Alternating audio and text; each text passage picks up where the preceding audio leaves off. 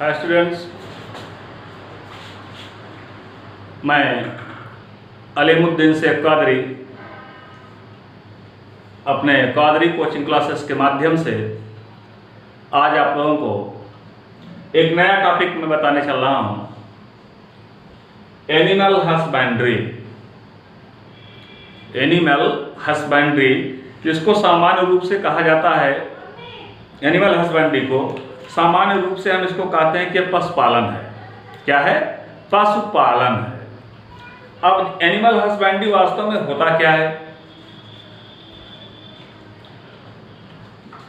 Human beings के through उससे gaining लेना है, मनुष्यों के द्वारा पशुओं से लाभ लेना, मनुष्यों के द्वारा पशुओं से लाभ लेना और उसकी देखभाल का उचित प्रबंधन करना। मनुष्य के द्वारा पशुओं से लाभ लेना और उसकी देखभाल का उचित प्रबंधन करना ही एनिमल हस्बेंड्री कहलाता है। क्लियर हो गया? अगर कोई पूछता है कि पशुधन पालन क्या है, एनिमल हस्बेंड्री क्या है, तो आप बताएंगे कि जो किसान होता है, फार्मर होता है, वो पशुओं को उचित लाभ की प्राप्ति है। पशुओं को, जिस पशु को वो पालेगा उससे उचित लाभ की प्राप्ति है, उसका पालन करता है और उसके रहने सहने की पूरी व्यवस्था करता है, उससे प्रजनन की पूरी व्यवस्था करता है, जनन की उसकी पूरी व्यवस्था करता है, उसके खाद्यान्न की पूरी व्यवस्था करता है और अच्छे से अच्छे प्रकार की नस्लों की पशुओं को जिलाने का प्रयास करता है। तो ये सारा प्रोसेस मिला करके आता है, जिसको बोला जाता है एनिमल हस्बेंड्री। इसको हम एनिमल हस्बेंड्री के नाम से जानते हैं। एनिमल हस्बेंड्री में दो चीजें इंपॉर्टेंट हैं। पहला मैंने बताया कि पशुओं की देखभाल करना, पशुओं की देखभाल करना, और दूसरा मैंने बताया आपको कि उनके प्रजनन के लिए उचित प्रबंधन करना। आपने गाय का पालन किया है, आपने भैंस का पालन किया है, काऊ है, बफेलो है, तो इसकी डिफरेंट टाइप्स ऑफ स्पीसीज हैं, डिफरेंट टाइप्स ऑफ स्पीसीज हैं। और जिसमें आप लोगों ने फिजिशियन गाय काऊ के विषय में सुना, फिजिशियन काऊ गाय, यह फार्मर जो होता है इसका यूज इसलिए करता है कि इससे दूध का उत्पादन ज्यादा होता है। और सामान्यतया पशुधन का पालन दो रूपों में किया जाता है। हमारे इंडियन कल्चर सिस्टम में तो नहीं है, लेकिन जो विदेशी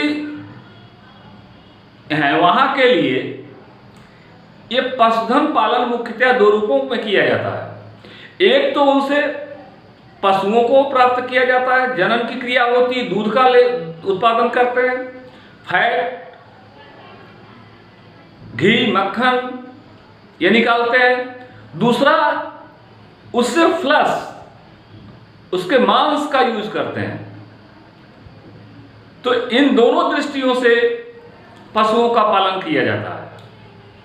ढेर सारे पशु आपको ऐसे मिलेंगे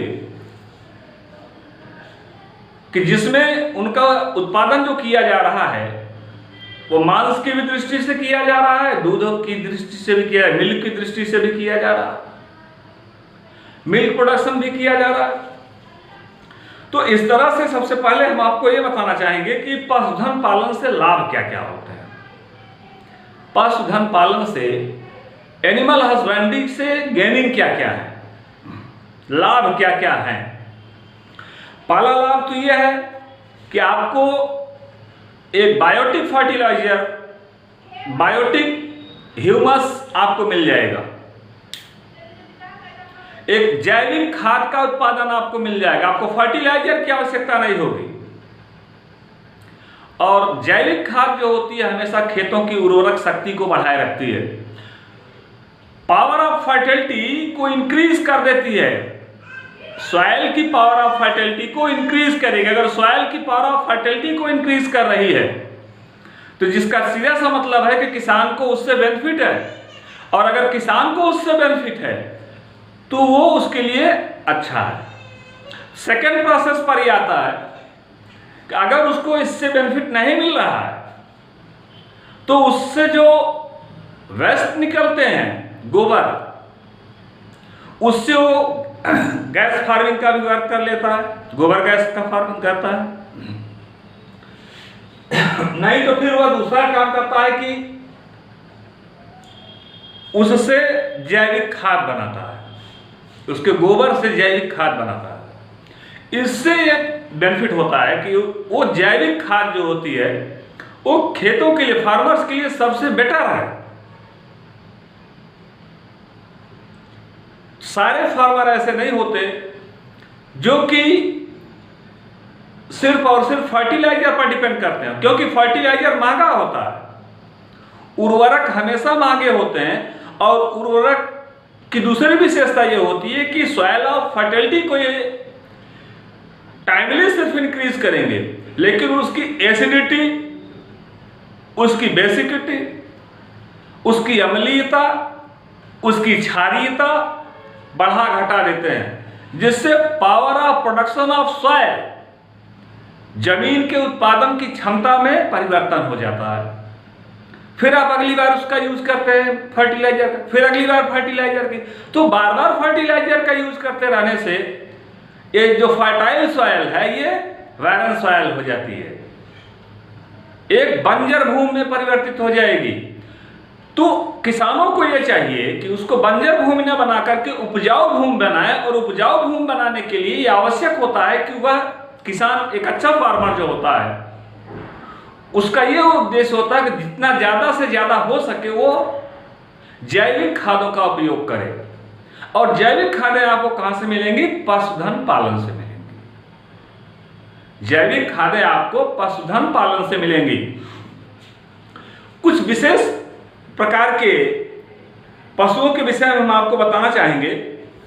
जैसे दूध, मिल्क जो होता है, इसमें 3.6 फैट है, 4.00 इसमें प्रोटीन होता है, 4.50 इसमें शक्कर होती है, 0.70 मिनरल्स होते हैं इसमें, 87.20 इसमें वाटर होता है। Vitamin B1, B2, B3, D1, vitamin E, ये सारे विटामिन पूरी तरह से भरे हुए होते हैं। मीन्स विटामिन बी कॉम्प्लेक्स अगर हम कह दें, विटामिन बी कॉम्प्लेक्स अगर हम कह दें तो ये कोई अतिशयोक्ति नहीं होगी, क्योंकि ये विटामिन से भरे होते हैं। साथ ही साथ इससे विटामिन डी भी मिलता है और विटामिन ई भी मिलता है, दोनों कंडीशन के विटामिन इससे प्राप्त हो जाते हैं। तो ये जो होता है ये दूध से होता है। वहीं पर अंडा देख लिया जाए, एक केस में देखा जाए तो इसमें 12% जो होता है फैट होता है, वसा होती है। 13% इसका प्रोटीन होता है, 13% एग में प्रोटीन होता है। और शक्कर तो नील होती है, कुछ भी नहीं होता है इसमें। 1% इसमें मिनरल्स होते हैं, 1%, ओनली 1% मिनरल्स होते हैं। और 74% इसमें वाटर होता है। और vitamin D2, vitamin B2 and vitamin D, vitamin B2 and vitamin D, ये दोनों विटामिन आपको अंडे से मिल जाएंगे। तो पशुधन पालन में आपको इस बात का ध्यान रखना होगा कि आप सिर्फ पशुधन का करके आप सिर्फ पशुओं के विषय में ही अध्ययन नहीं करेंगे, आप different types of other categories of animals के भी विषय में स्टडी करेंगे। इसी में कुक्कुट पालन भी आ जाएगा, मुर्गी पालन, पोल्ट्री फार्मिंग भी इसी में आ जाएगी। पोल्ट्री फार्मिंग के साथ साथ फिश कल्चर, मत्स्य पालन भी इसमें आ जाएगा। Apis culture, you know Apis, Apis means मधुमक्खी पालन। ये जितने भी हैं, पशुपालन, कुक्कुट पालन, मधुमक्खी पालन, मत्स्य पालन, ये चारों जो है ये एनिमल हस्बेंड्री के तहत आ जाते हैं। तो इसके लिए आपको सबसे पहले, अगर मांस की दृष्टि से देखा जाए, मांस, आपने दूध को मैंने बता दिया, अंडे को मैंने बता दिया। अब मेरा तीसरा पॉइंट है मांस के विषय में। मांस में देखा जाए तो ओनली 3.6% इसमें जो है फैट होता है और 21 पॉइंट इसमें जो है वो प्रोटीन होता है, 21 पॉइंट प्रोटीन होता है। शक्कर इसमें कुछ भी नहीं होती है।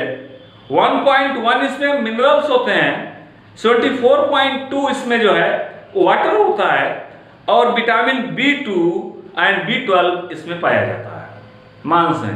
वहीं पर मछली को देखा जाए, फिश को देखा जा रहा, फिश के आइए केस में देखते हैं, तो फिश के केस में फैट सबसे कम 2.50 होता है, फैट 2.50 होता है एंड प्रोटीन इसका जो फिश का है वो 19.10, प्रोटीन 19.10 है, 19.10।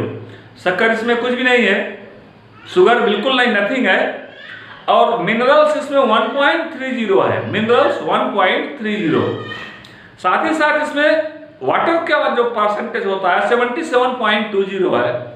और मुख्य रूप से इसमें नियासिन, विटामिन डी और विटामिन ए, ध्यान से सुनिएगा, मत्स्य में विटामिन डी, विटामिन ए और साथ ही साथ नियासिन भी प्रचुर मात्रा में इसमें पाया जाता है।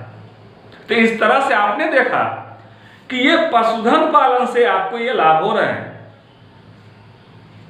पशुधन पालन आर्थिक दृष्टि से, इकोनॉमिकल बेस से ये फार्मर को स्ट्रांग करता है, इकोनॉमिकल बेस से फार्मर को स्ट्रांग करता है, मजबूत बनाता है फार्मर को। इकोनॉमिकल बेस से, आर्थिक दृष्टि से ये फार्मर को मजबूत बनाता है। सेकेंड पॉइंट कि ये जो ह्यूमस होते हैं, खाद जो होती है, कंपोस्ट खाद, इसका ज्यादा से ज्यादा जो है फार्मर को उपयोग मिल जाता है। फार्मर इसका ज्यादा से ज्यादा उपयोग कर लेते हैं, उसके गोबर से, उसके डग से, उसके मल से, उसके वेस्ट से इनका उपयोग कर लिया जाता है, जैविक खादों को बना लिया जाता है। और इस तरह से आप देख रहे हैं कि इनकी नस्लों में भी हम सुधार कर सकते हैं, चाहे जिस भी प्रकार का पशु हो उसकी नस्लों में हम सुधार कर सकते हैं। जिसमें सबसे पहले आइए हम आपको बता रहे हैं, ये तो मैंने बता दिया आपको एडवांटेज ऑफ एनिमल हस्बेंड्री, क्या बेनिफिट रहे। अभी मैंने आपको सिर्फ बताया कि एडवांटेज ऑफ एनिमल हस्बेंड्री, आपको एनिमल हस्बेंड्री में कौन कौन से एडवांटेज मिले। हमारा सेकंड पॉइंट है कैटल फार्मिंग। अब आप कैटल फार्मिंग पर आइए। सबसे पहले कैटल फार्मिंग, जिसको हम कहते हैं कि पशु कृषि। पशु कृषि क्या होती है? पशु कृषि, कैटल फार्मिंग, कैटल मीन्स पशु, फार्मिंग माने कृषि। पशु कृषि क्या होती है? पशुओं के द्वारा जो कृषि की जाती हो। अभी मैंने बताया आपको कि आज नहीं, इसके पिछले साल, इसके पिछले वर्षों की अगर हम अध्ययन करते हैं तो बैलों से खेतों की प्लोइंग होती थी, जुताई होती थी बैल से। और फार्मर जो होते थे वो उनके पास 2, 4, 6, 8 इस तरह से 2 से 2 रहेगा, 4 रहेगा, 6 रहेगा, इतने पेयर जो है पेयर में उनके पास बैल होते थे। जो लंबे फार्मर होते थे उन्हीं बैलों से वो खेती का कार्य करते थे। सेकेंड पॉइंट इसका यह होता है कि आपने देखा कि ये तो बैल की, अगर उससे गाय हो गई है तो गाय से उनको मिल्क मिल रहा है, दूध मिल रहा है, और दूध मिल रहा है तो दूध के साथ उससे जो है अच्छा एडवांटेज है, अच्छा बेनिफिट है उससे। स्वयं खाने के लिए फार्मर यूज कर रहा है, अपने लिए भी फार्मर यूज कर रहा है, और डेयरी फार्मिंग में ले जा रहा है। डेयरी फार्मिंग जहां पर जो है दूध से पनीर को बनाते हैं, खोआ को बनाते हैं, छेने को बनाते हैं। तो इस तरह से अलग अलग रूपों में दूध का उपयोग कर लिया जाता है। तो एनिमल हस्बेंड्री किसी भी दृष्टि से ये फार्मर के लिए हार्मफुल नहीं है, फार्मर के लिए बेनिफिशियल है, फार्मर के लिए यूजफुल है, बेनिफिशियल है। सो माय डियर फ्रेंड्स, यहां पर मैं आपको कुछ गायों के विषय में बताने चल रहा हूं, काउस के विषय में बताने चल रहा हूं। काऊ, जिसमें मुख्य रूप से जो दूध देने वाली, जिनसे दूध अच्छा प्राप्त होता है, साहीवाल। और साहीवाल एक विशेष प्रकार की गाय के रूप में जानी जाती है और इसकी पहचान भी फार्मर बहुत अच्छे तरीके से कर लेते हैं। इसके दूध की स्थिति अन्य प्रकार की गायों के दूध की स्थिति से भिन्न होती है। परसेंटेज जो आपने भी मैंने बताया, protein, fat, lipid, minerals, nutrients, water, vitamins, इनके परसेंटेज अन्य के गायों की तुलना में, अन्य काउस की कंपेयर में इनके परसेंटेज थोड़ा ज्यादा होते हैं। इसमें गाय के रूप में सिंधी गाय है, गिरी गाय है, गिरी, सिंधी, गिरी और साहीवाल और भार वाली ये गाय की नस्लें हैं। तो इस तरह से ये सारी नस्लें जो होती हैं ये ज़्यादा से ज़्यादा मात्रा में, ज़्यादा से ज़्यादा रूप में बेनिफिटिकल है फार्मर के लिए, जो गाय के लिए। ये गाय की विभिन्न प्रकार की नस्लें हैं। उसी प्रकार से अगर देखा जाए भैंस को, आइए देखते हैं। गाय को कहा जाता है बॉस इंडिकस। गाय का जो है जूलॉजिकल नेम है बॉस इंडिकस। Bos indicus. अब इस बॉस इंडिकस में डिफरेंट स्पीसीज और भी हैं। इंडिकस स्पीसीज है, इंडिकस इसकी स्पीसीज है, और इसी इंडिकस स्पीसीज में अदर स्पीसीज भी आ जाती हैं। Physician, boss physician. फिजिशियन में आप देख रहे हैं कि इससे जो होता है ये ज्यादा से ज्यादा मिल्क प्रोडक्शन होता है, लेकिन इसके मिल्क में वाटर का परसेंटेज सबसे ज्यादा होता है। इसके मिल्क में वाटर का परसेंटेज सबसे ज्यादा होता है। इस तरह से आपने इसको देखा। यहीं पर आ जाइए, गाय को, भैंस को देख लिया, बफेलो। गाय के लिए आपने देखा बफेलो के विषय में बता रहे हैं। अब इसके डिफरेंट फिगर हम आपको अपने YouTube चैनल पर, अलीमुद्दीन शेख कौदरी चैनल पर अपलोड करते चले जा रहे हैं। आप लोग इसको देखते चलिएगा। भैंस के रूप में देखिएगा, भैंस का जूलॉजिकल नेम होता है बॉस बुबैलिस। क्या होता है? बॉस बुबैलिस। बॉस बुबैलिस कहा जाता है भैंस को। तो ये जो होती है, विभिन्न प्रकार की नस्लों की भैंसें भी होती हैं, ज्यादा से ज्यादा दूध देती है। मुर्रा भैंस एक दिन में कम से कम 10 लीटर, 12 लीटर, 15 लीटर तक दूध देती है।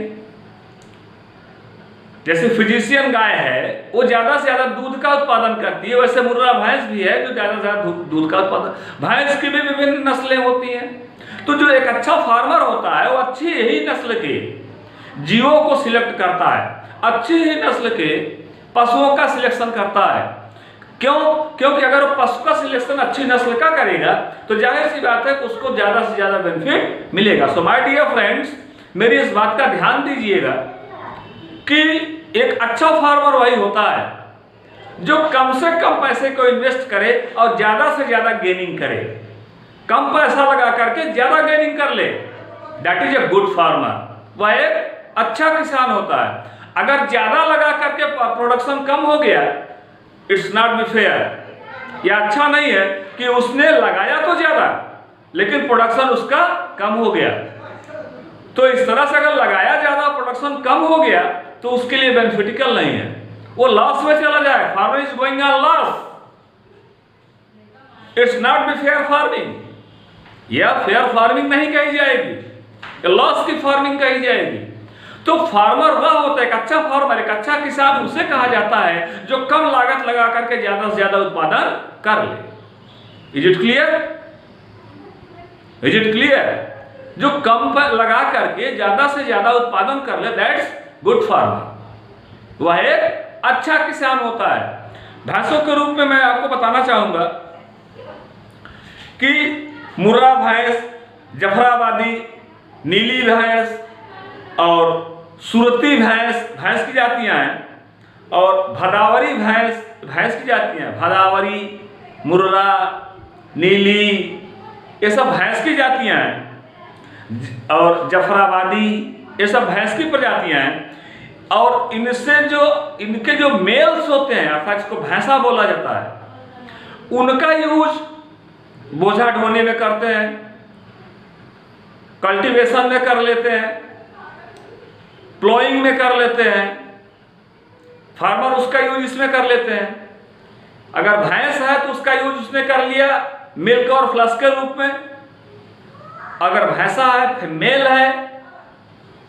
मेल है तो उसका यूज उसने किया बोझा ढोने में। इस तरह से कैटल फार्मिंग, और दोनों ही दृष्टिकोण से आप देखते हैं, चाहे गाय हो या फिर भैंस हो, दोनों ही दृष्टिकोण से फार्मर को बायोटिक, कंपोस्ट, जैविक खाद का उत्पादन जो है फार्मर को ज्यादा से ज्यादा मिलेगा। और जब जैविक खाद का उत्पादन फार्मर को ज्यादा मिलेगा तो जैविक खाद ही तो फार्मर के एग्रीकल्चर के लिए यूज में आएगी, जिसका मैंने अभी आपको बताया कि जैविक खाद जो होती है वो फर्टिलाइजर से काफी ज्यादा जो है इंपॉर्टेंट होती है, जो कि सॉइल की फर्टिलिटी पावर को हमेशा इंक्रीज करेगी, सॉइल की फर्टिलिटी पावर को इंक्रीज करेगी। तो ये कैटल फार्मिंग में आ जाता है। सो माय डियर फ्रेंड्स, तो कैटल फार्मिंग का जो प्रोडक्शन मैंने अभी आपको बताया कि कहीं कहीं पर कैटल से थ्रेशिंग है, परिवहन, लोग यहाँ से एक स्थान से दूसरे स्थान पर अगर जाना चाह रहे हैं तो बैलों से, पहले बैलगाड़ी बोला जाता था, बुलक कार्ट्स, बैलगाड़ी, बुलक कार्ट्स, बैलगाड़ी, बैलों से चलने वाली गाड़ी, उस पर बोझा लाद करके बैलों के द्वारा उसको खींच करके दूर ले जाते थे, उसको बैलगाड़ी बोला जाता था। भैंसे को अगर उसमें जो है लगा करके ले जाते उसको भैंसा गाड़ी बोलते थे, बफेलो कार्ट्स बोलते थे। तो इस तरह से भैंसा गाड़ी जो होती थी वो अभी ज्यादा बोझे को ढोने का काम करती है, बैल की गाड़ी जो होती है वो कम बोझे को ढोने का काम करती है, लेकिन बोझा ढोने का काम दोनों करते हैं। तो बोझे को ढोना, खेतों की जुताई करना, इस तरह से तमाम जो बेनिफिट आप देख रहे हो, और साथ ही साथ उससे जो गोबर निकल रहा है, जो वेस्ट निकल रहा है, उसका यूज जो है कंपोस्ट के रूप में कर रहा है फार्मर, और जो है जैविक खादों का उत्पादन ज्यादा से ज्यादा कर रहा है फार्मर, तो यह उसके कृषि के लिए कई सालों के लिए बेनिफिटिकल हो जाता है। जबकि फर्टिलाइजर जो है सिर्फ एक सीजन के लिए इंपॉर्टेंट होता है, फर्टिलाइजर सिर्फ एक सीजन के लिए इंपॉर्टेंट होता है, लेकिन जैविक खाद जो होती है वो 2 से 3 सालों तक चलती रहती है। उसमें आप कल्टीवेट करते रहिए, तो फिर से जब उसका पावर ऑफ प्रोडक्शन कम हो जाएगा फिर उसमें ह्यूमरिंग कर दी जाएगी, फर्टिलाइजिंग नहीं, ह्यूमरिंग। आप उसमें कंपोस्ट डालिए, खाद डालिए। तो इस तरह से आपने देखा कि ये बेनिफिट हो जाते हैं। तो काऊ के लिए भी मैंने बता दिया डिफरेंट स्पीसीज, और भैंस की भी मैंने डिफरेंट, बफेलो के लिए भी मैंने डिफरेंट स्पीसीज को बता दिया। तो ये सारी चीजें जो मैंने अभी आपको बताया ये इंपॉर्टेंट हैं, उस दृष्टिकोण से इंपॉर्टेंट हैं कि जो कि किसानों के लिए ज्यादा से ज्यादा बेनिफिट देती हो। अब आइए अगला चलते हैं, कैटल फार्मिंग भी हो गया, हमारा अगला टॉपिक होता है पोल्ट्री फार्मिंग। पोल्ट्री मतलब होता है कुक्कुट, कुक्कुट मतलब होता है मुर्गी, मुर्गी पालन। क्या? मुर्गी पालन।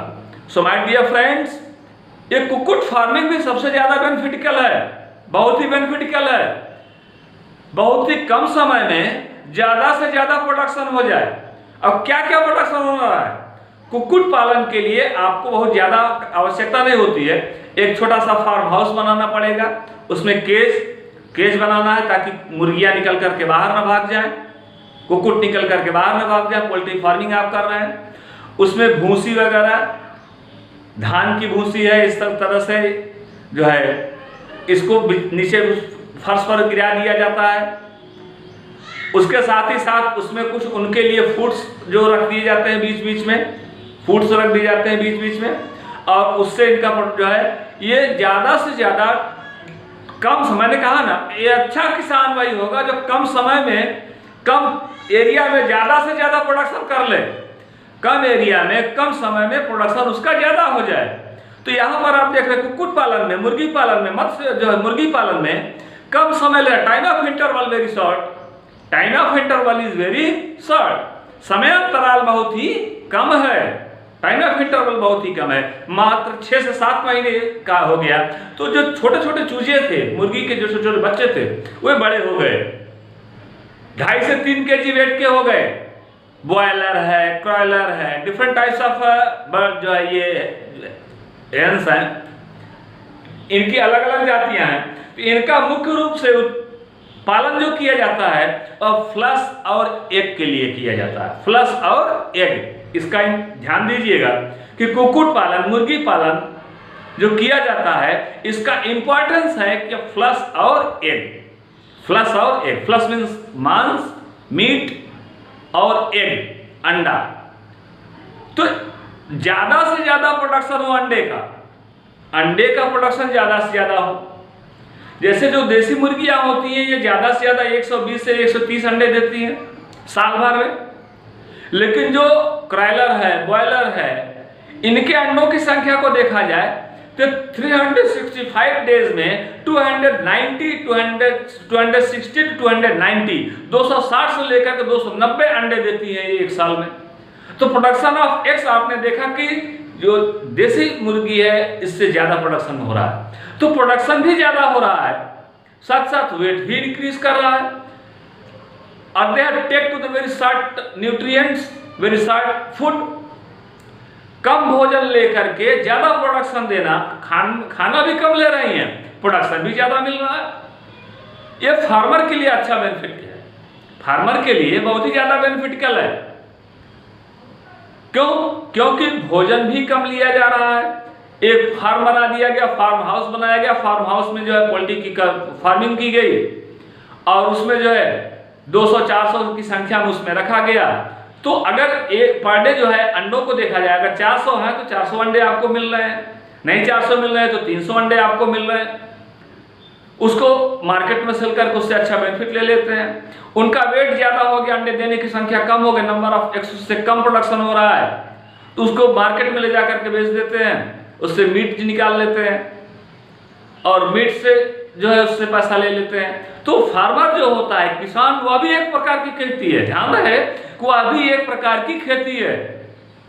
पोल्ट्री फार्मिंग भी एक प्रकार की खेती ही उसको मान ली। खेती का मतलब ये मत समझिएगा कि हम अलग जब तक खेत में हल को नहीं चलाएंगे तो खेती नहीं होगी। वह भी एक प्रकार के लिए, किसानों के लिए भी जो है पोल्ट्री फार्मिंग भी एक प्रकार की, जैसे मधुमक्खी पालन भी एक प्रकार की का पालन है, मत्स्य पालन, मछली पालन भी एक प्रकार की खेती है, मधुमक्खी पालन भी एक प्रकार की खेती है। वैसे कुक्कुट पालन भी, मुर्गी पालन भी एक प्रकार की खेती है। तो मुर्गियों की विभिन्न प्रकार की जातियों को देख करके इनको फार्म को जो है रखा जाता है। फार्म को सुरक्षित रखने के लिए ध्यान रहे कि वह पूरी तरह से क्रॉस वेंटिलेशन होना चाहिए, हवादार हो, प्रकाश उसमें आसानी से पहुंच सके, इतना ज्यादा टेम्परेचर भी ना हो जाए कि मुर्गियां ताप से मरने लगे, टेम्परेचर भी कम जो है अमाउंट पे कम होना चाहिए, और इतना भी कम ना हो जाए कि वो ठंडक से भी मर जाए। तो टेम्परेचर को थोड़ा सा मेंटेन करना पड़ता है। टेम्परेचर अगर मेंटेन रहेगा उनका तो एग का प्रोडक्शन उससे ज्यादा होगा, अंडे का प्रोडक्शन उससे ज्यादा होगा। तो अंडे का प्रोडक्शन ज्यादा से ज्यादा हो, अंडे का प्रोडक्शन ज्यादा हो और इससे अंडे का प्रोडक्शन भी ज्यादा हो रहा है और फ्लश भी ज्यादा मिल रहा है। इस तरह से आपने देखा कि ये पोल्ट्री फार्मिंग कर रहे हैं। और पोल्ट्री फार्मिंग में थोड़ा सा ध्यान देना होता है कि इसमें डिजीजेज आ जाती हैं। बॉयलर है, क्रॉयलर है, मैंने बताया भी आपको डिफरेंट स्पीसीज है इसकी। तो इसमें जो ध्यान देने योग्य बातें हैं माय डियर फ्रेंड्स, ध्यान देने योग्य बातें ये होती हैं कि डिजीजेस, रोग, अगर इस प्रकार का कल्टीवेशन किया जा रहा है, सो माय डियर फ्रेंड्स, इस प्रकार का कल्टीवेशन किया जा रहा है तो इसके में रोग को ध्यान में देखना पड़ता है कि इसमें डिजीजेस न ज्यादा हो। और डिजीजेस में क्या देखा गया है, कुछ वायरल डिजीजेज इसमें हो जाती है, कुछ बैक्टीरियल डिजीजेज भी हो जाती है, कुछ फंगल डिजीजेज भी हो जाती हैं। वायरल डिजीजेज में अगर देखा जाए तो बर्ड फ्लू हो गया, वायरल डिजीज है, बर्ड फ्लू वायरल डिजीज है, पॉक्स हो गया, रानीखेत हो गया, सब वायरल डिजीजेज है। पॉक्स हो गया, रानीखेत, बर्ड फ्लू, ये वायरल डिजीजेज है। सेकंड पॉइंट पर आ जाइए, बैक्टीरियल डिजीजेज देख लीजिए। अगर जो जीवाणुओं के द्वारा कौन कौन से रोग हो रहे हैं, बैक्टीरिया के द्वारा कौन कौन से रोग हो रहे हैं, तो बैक्टीरियल डिजीज में टीबी हो गया, फाउल हो गया, टीबी, ट्यूबरकुलोसिस, टीबी बर्ड्स में भी होती है, ध्यान दीजिएगा माय डियर फ्रेंड्स। ये बस सोचिए टीबी सिर्फ ह्यूमन बींग्स की ही होती है, नहीं, टीबी बर्ड्स में भी होती है। टीबी, ट्यूबरकुलोसिस, फाउल एक डिजीज होती है, कॉलेरा यही जो ह्यूमन बींग्स में कॉलेरा होता है, ऐसे उसमें भी कॉलेरा हो जाता है, डायरिया उसमें भी हो जाता है। और फंगल डिजीजेज में देखा जाए तो फंगल डिजीजेज में एस्परजिलोसिस, ये फंगल डिजीज है, एस्परजिलोसिस, जिसमें उसके विंग्स जो होते हैं, पंख जो होते हैं, फेदर, वे पूरी तरह से झड़ जाते हैं और वे जो है उनकी स्किन पर डिजीज आ जाती है, फंगल डिजीज। तो इस तरह से आपने देखा कुछ कृमि होते हैं, वर्म्स डिजीजेस, वर्म्स में कुछ राउंड वर्म भी हो जाते हैं, कुछ फ्लैट वर्म भी हो जाते हैं, वर्म डिजीजेस भी हो जाती है। तो माय डियर फ्रेंड्स, सबसे पहला हमारा है, अगर हमको प्रोडक्शन अच्छा लेना है तो हमको इन बातों का केयर करना होगा कि इसको आसानी पूर्वक बचाना होगा, इन जीवों को आसानी पूर्वक जो है इन डिजीजेस से बचाना होगा। अगर हम इन डिजीजेस से इसको आसानी पूर्वक बचा रहे हैं तो इसका मतलब ये होता है हम एक अच्छे फार्मर हैं। आइए नेक्स्ट पर चलते हैं। पोल्ट्री फार्मिंग मैंने बता दिया। पोल्ट्री फार्मिंग के लिए मैंने आपको बताया कि पोल्ट्री फार्मिंग ये दो पॉइंट के लिए इंपॉर्टेंट है। पहला, एक का प्रोडक्शन होना है, दूसरा flesh. Different types of hens, different varieties of hens, they have gives to the maximum amount of eggs and a large amount of meat। जो ज्यादा से ज्यादा अंडे देती हो, उससे ज्यादा से ज्यादा मांस मिलता हो, ये उसका प्रोडक्शन का ज्यादा से ज्यादा अच्छा से अच्छा पॉइंट होता है। ये इन बातों का ध्यान देना है। और डिजीज मैंने बताया, एक अच्छा किसान वो होता है जो इन डिजीज से इनको पूरी तरह से फ्री कर ले, स्वतंत्र कर ले, अलग कर ले, जो है बचा ले। अगले पर आइए, हम देखते हैं कि फिश कल्चरिंग क्या होती है, मत्स्य पालन जिसको बोला गया। माय डियर फ्रेंड्स, मत्स्य पालन, तो मत्स्य पालन में हम आपको बताना चाहेंगे कि मत्स्य पालन तो ये पॉन्ड्स, पूल्स, डिचेस, ड्रीम, ये आप किसान आसानी से मछलियों को जिला लेता है। और जो मछलियों को जिलाता है तो इसमें आसानी पूर्वक ऐसी मछलियां होती, कुछ ऐसी मछलियां होती हैं जिनको किसान जिला लेता है। कैटला, रोहू, इस तरह से ये मछलियां जो होती हैं, रोहू हो गया, भाकुड़ हो गया, ये जो मछलियां होती हैं इनको किसान जिलाता है। सिल्वर है, ब्रिगेट है, इनको किसान जिलाता है। लेकिन कुछ ऐसी भी मछलियां होती हैं जो मैराइन है, समुद्री है, प्राण, झींगा, समुद्री मछली। तो समुद्री मछली में आपने जो झींगा को देखा, तो झींगा को आपने इसलिए देखा कि झींगा जो है इसलिए इस दृष्टि से ज्यादा इंपॉर्टेंट है झींगा कि उसमें आप देख रहे हो कि वो उसमें फैट की मात्रा ज्यादा आपको मिल जाती है, न्यूट्रिएंट्स उससे ज्यादा मिलना शुरू हो जाते हैं। अगर फैट ज्यादा मिल रहा है, न्यूट्रिएंट ज्यादा मिल रहा है, सो माय डियर फ्रेंड्स, और प्रोडक्शन उसका सबसे ज्यादा है। एक बार में जो है हजारों की संख्या में अंडे देते हैं और हजारों की संख्या में उससे जो है फार्मिंग होती है। तो ये कम से कम पैसे दे करके, कम से कम खर्च करके, एक पॉन्ड्स में, एक पोल्स में, एक डिचेज में कम से कम खर्च करके ज्यादा से ज्यादा प्रोडक्शन ले लेना, ज्यादा से ज्यादा उत्पादन ले लेना। तो इस तरह से आपने देखा कि सारनाइट, बॉम्बे डक, मैक्रेल, टूना ऐसी फिशेस हैं जो कि समुद्री हैं, भेटकी, ये सब समुद्री हैं, मैराइन फिशेस है, खारे जलों में रहने वाली हैं। लेकिन इनके अंदर न्यूट्रिएंट्स, फैट, मिनरल्स, ये इनके अंदर आसानी से बहुत ही ज़्यादा मात्रा में मिल जाते हैं। तो इसको हमने कहा कि फिश प्रोडक्शन हो गया। क्या हो गया? इनके लिए भी टाइम ऑफ इंटरवल बहुत ही शॉर्ट होना चाहिए, समय अंतराल बहुत ही कम हो और प्रोडक्शन ज़्यादा से ज़्यादा हो। ये समय जो है ज़्यादा से ज़्यादा जो है 6 महीने, 7 महीने, 1 साल का समय लेते हैं मैक्सिमम, लेकिन उससे बीच इनका वेट जो है 2 से 2.5 किलो तक हो जाता है।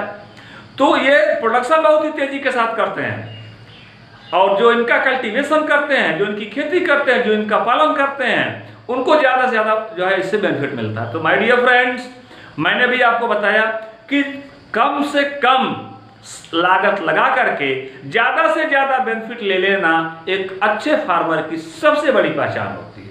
ठीक इसी प्रकार से एपिस कल्चर को देखा जाए। एपिस कल्चर, एपिस मीन्स होता है मधुमक्खी, कल्चर फार्मिंग, खेती, मधुमक्खी की खेती। मधुमक्खी को आप लोग अच्छी तरह जानते हैं। मधुमक्खी का पालन किस लिए किया जाता है? 2 रूपों में किया जाता है। क्या क्या है 2 रूप? पहला, मधुमक्खी से आपको हनी मिलती है, दूसरा वैक्स मिलता है, हनी और वैक्स। लेकिन ये मधुमक्खी की अलग अलग जातियां होती हैं और मधुमक्खी की जो अलग से एपिस इंडिकस, एपिस इंडिकस जो होती है ये भारतीय है। Apis dorsata, Apis florea, Apis mellifera, तो इटालियन मक्खी जिसको बोला गया, ये अलग अलग प्रकार की हैं। इनसे कुछ ऐसी भी होती हैं, इनमें जो टाइप्स देखे गए, ये 3 टाइप्स ऑफ एपिस देखी गई। बेसिकली 3 टाइप्स ऑफ एपिस देखी गई। एक को ड्रोन बोला, ड्रोन को मेल कहा जाता है। ये हमेशा डॉक्टर आर्यल कोटपाल ने अपनी बुक में लिखा कि ड्रोन हमेशा सोहदे होते हैं, अर्थात ये किसी भी प्रकार का कोई कार्य नहीं करते, ये सोहदे होते हैं। दूसरा जो होता है रानी क्वीन जो होती है, रानी मक्खी जो होती है, रानी मक्खी का काम होता है कि आसानी पूर्वक जो है ये अंडे देती। एक बार फर्टाइल होने के बाद 2 से 3 लाख तक अंडों का उत्पादन करती है। एक बार फर्टाइल होने के बाद प्रतिवर्ष 2 से 3 लाख, और एक बार फर्टाइल हो जाती है तो 2 से 3 वर्ष तक इसको फर्टाइल होने की आवश्यकता नहीं होती। और ड्रोन ही इनको फर्टाइल करते हैं। ड्रोन का वर्क सिर्फ होता है इनको फर्टाइल करना। और थर्ड होती है वर्कर का फंक्शन होता है दूर से हनी को नेक्टर को ले आकर के कोम्ब में ले आकर के स्टोर करती जाती है। तो ये तो नेचुरल हनी का फॉर्मेशन हो गया। लेकिन किसान कैसे करता है? किसान एक केज लेता है, उसमें एक क्वीन लेता है, कुछ वर्कर लेता है, एक ड्रोन लेता है। तो अगर उसने 5000 मक्खियों को लिया है, 2000 मक्खियों को लिया है, मान लीजिए सपोज के 3000 मक्खियों को लिया है, तो उसमें 2-3 क्वीन लेगा, 1 क्वीन लेगा, 2 क्वीन लेगा मैक्सिमम। उसके बाद वर्कर ज़्यादा होंगे, क्योंकि वर्कर का वर्क ही सबसे ज़्यादा होता है, वर्कर ज़्यादा होंगे। वर्कर के बाद आता है ड्रोन का काम सिर्फ होता है उनको फर्टाइल करना। तो अगर फर्टिलाइजेशन हो गया तो इससे उनके कोम में ज़्यादा से ज़्यादा हनी का प्रोडक्शन होगा, मधुमक्खी में ज़्यादा से ज़्यादा मधु का प्रोडक्शन होगा, हनी का प्रोडक्शन होगा। दूसरा, अगर हनी कोम को डैमेज किया जाए, ब्रेक करते हैं, तोड़ देते हैं, उससे जो होता है वो मिल जाता है उनको वैक्स, मोम। तो इस रूपों में अब केज में लेकर के उसमें 10% का शुगर सोल्यूशन बना करके केज में रख दिया जाता है, और उसी केज के अंदर जो है आसानी पूर्वक इस तरह से बना करके रख दिया जाता है। इस तरह से केज को लिया गया, इस तरह से बनाया गया, एक टिप को बनाई गई। आपने देखा कि यहाँ पर एक जो है इस तरह से लिया गया, यहाँ पर लिया गया। इसमें ये जो बर्ड्स हैं, जो एपिस हैं, ये स्टिक से आसानी पूर्वक बधी हुई है, टिक से आसानी पूर्वक ये बधी हुई है। और ये इनका कोम है, ये इनका कोम है।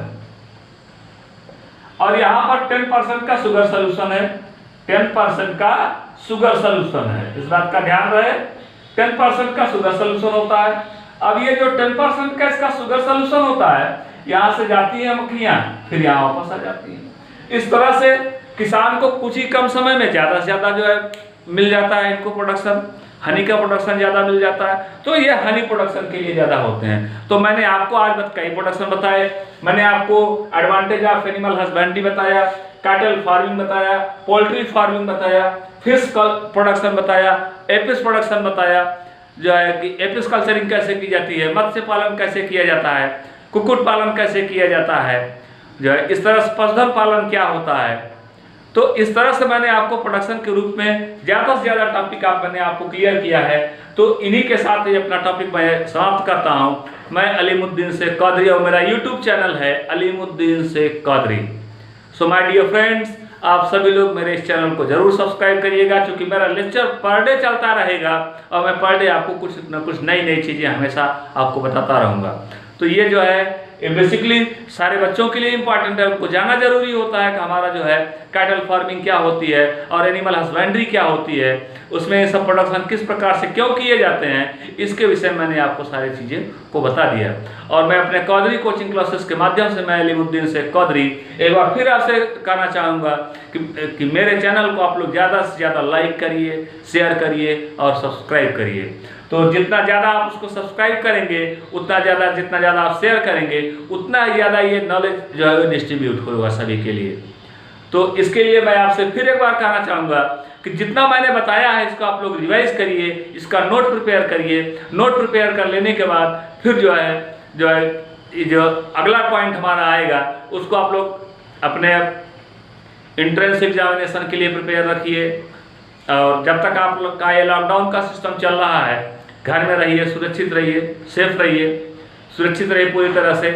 और दूसरी बात कि यह जो वायरल डिजीजेज है इससे आप लोग बचिए। यह मैं अपने कौदरी कोचिंग क्लासेस के माध्यम से आप सभी को संदेश देना चाहता हूं, क्योंकि आप लोग देख रहे हैं इस समय जो है कोरोना वायरस से संख्या 5 लाख के ऊपर चली गई है। अपने भारत में कोरोना से ग्रसित व्यक्तियों की संख्या वो 5 लाख के ऊपर चली गई है। सो आप लोग घर में रहिए, सेफ रहिए, सुरक्षित रहिए। इसी के साथ मैं अपना टॉपिक अपना लेक्चर यहीं पर समाप्त करता हूं। और अगला टॉपिक हमारा जो है बहुत ही इंटरेस्टिंग टॉपिक है और नेक्स्ट डे हम अपना देंगे। तब तक के लिए थैंक यू।